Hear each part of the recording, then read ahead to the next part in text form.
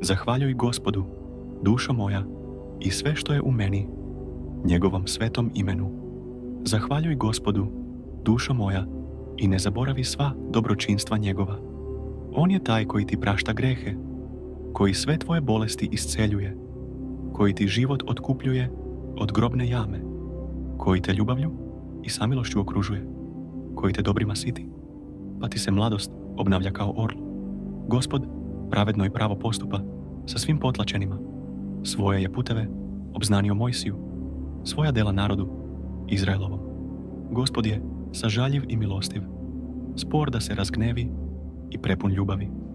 On neće stalno optuživati, ni doveka se gneviti. Ne postupa s nama prema našim gresima, niti nam uzvraća prema našoj krivici.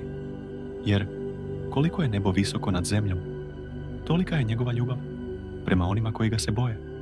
Koliko je istok daleko od zapada, toliko je naše prestupe udaljio od nas. Kao što se otac sažali na decu, tako se i on sažali na one koji ga se boje. Jer on zna kako smo sazdani. Seća se da smo prah, a čovjek, njegovi dani su kao trava. Kao poljski cvet cveta, vetar preko njega pređe. I nema ga, i više ga se ne seća njegovo mesto. A ljubav Gospodnja od večnosti je do večnosti na onima koji ga se boje, i njegova pravednost na deci njihove dece, na onima koji se drže njegovog saveza i sećaju se da njegove naloge izvršavaju. Gospod je svoj presto postavio na nebesima i njegovo carstvo vlada nad svima. Zahvaljujte Gospodu, njegovi moćni anđeli, koji činite kako vam on kaže i njegovoj reči se pokoravate. Zahvaljujte Gospodu, sve vojske njegove, vi njegove sluge, koje njegovu volju izvršavate.